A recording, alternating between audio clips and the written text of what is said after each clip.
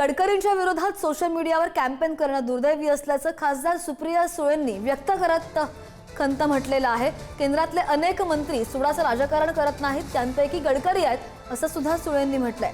मराठा आरक्षणाप्रश्नी मुख्यमंत्र्यांनी सर्वपक्षीय बैठक बोलवावी असंही गडकरींचं म्हणणं आहे। तर महाराष्ट्राच्या हिताचा निर्णय मुख्यमंत्र्यांनी घेण्याची मागणी सुद्धा सुप्रिया सुळे यांनी केली आहे।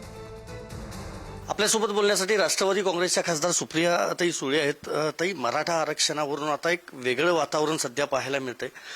प्रामुख्यानं ईडब्ल्यूएसचं 10% जे आरक्षण होतं ते हवंय की नको आहे, की मग ओबीसी मधूनच पाहिजे आहे आणि मराठा नेत्यांनी याबाबतची भूमिका जाहीर करावं असं छगन भुजबळ यांनी म्हटलेलं आहे।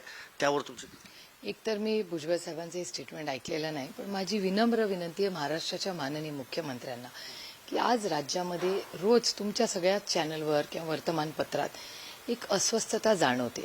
त्यांनी एक ऑल पार्टी मीटिंग बोलवावी, सगळ्यांना कॉन्फिडन्समध्ये घ्यावं, सगळ्यांची चर्चा करावी आणि महाराष्ट्राच्या हिताचा जो निर्णय असेल त्याच्यात कधीतरी त्यांनी राजकारण बाजूला ठेवून राज्याचं हित, म्हणून मी नेहमी म्हणते पहिला देश, मग राज्य, मग पक्ष आणि मग कुटुंब।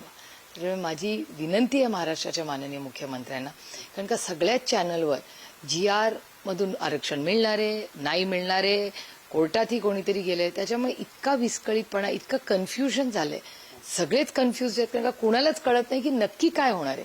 तुमच्याही चॅनलवर वारंवार बघते कोण म्हणतं मिळणारे, दुसऱ्या बॉक्समध्ये असं चौकटी तुम्ही दाखवता ते म्हणतात ह्याच्यातून कुणाचंच भलं होणार नाही।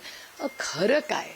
तर माझी विनंती आहे की महाराष्ट्राच्या माननीय मुख्यमंत्र्यांनी एक ऑल पार्टी मीटिंग बोलावी किंवा राज्याच्या समोर पारदर्शकपणे काय वास्तव आहे हे मांडावं, एक प्रेस कॉन्फरन्स घेऊन किंवा एक असेंब्ली बोलवावी, 3 दिवस 4 दिवस ह्याच्यावर सविस्तर चर्चा व्हावी आणि राज्याला आणि देशाला, राज्याला आणि महाराष्ट्रातल्या नागरिकांना काय खरं आहे आणि खरंच कुणाला कसा काय बेनिफिट होणार आहे हे समजून सांगावं।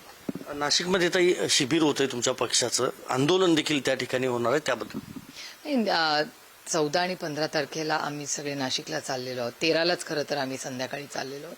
14ला शिबिर आहे पक्षाचं आणि 15 तारखेला आंदोलन आहे, कारण का तुम्ही बघताय शेतकऱ्यांची परिस्थिती काय। ह्या राज्याचेच मंत्री मकरंद पाटलांचं स्वतःचं स्टेटमेंट आहे की जानेवारीपासून आतापर्यंत दर 3 तासाला एक शेतकऱ्याची आत्महत्या होते। तुम्ही विचार करा, महाराष्ट्रामध्ये दर 3 तासाला एक शेतकरी आत्महत्या करतोय। हमीभावाचे प्रश्न आहेत, इन्शुरन्स काही मिळत नाही, एवढा ओला दुष्काळ झालेला।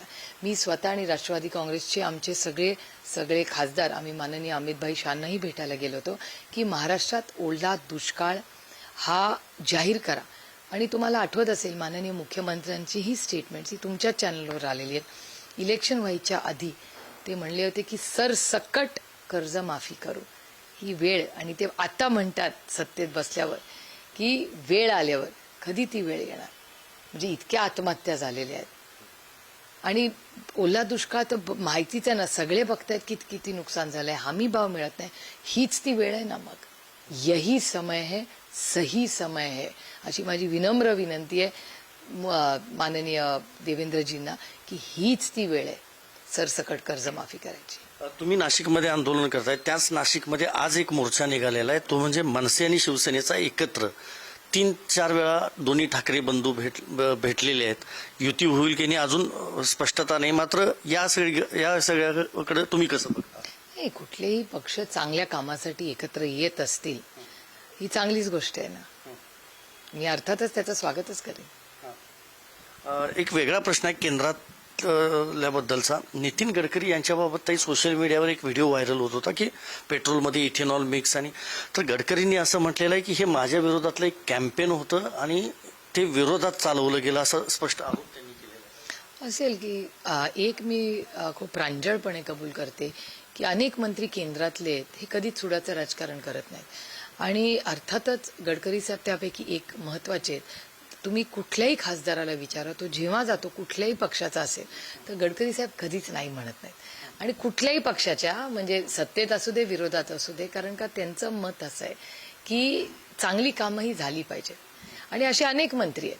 पण गडकरी साहेब आपल्या महाराष्ट्रात आहेत आणि आम्हाला अभिमान वाटतो की त्यांच्या काळामध्ये एवढं चांगले रस्ते या भारतात झाले, त्यामुळे त्यांच्या विरोधात हे जे काही कट कारस्थान झालेलं आहे हे खूप दुर्दैवी। एखादा माणूस जर चांगलं काम करत असेल तर त्याच्या मागे असं लागणं हे किती योग्य आहे याचा आत्मचिंतन आरोप करणाऱ्यांनी विचार केला पाहिजे. धन्यवाद ताई आमच्याशी बोलल्याबद्दल. व्हिडिओ जर्नलिस्ट कुणालसह मी संदीप राजगोळकर, पुढारी न्यूज, मुंबई.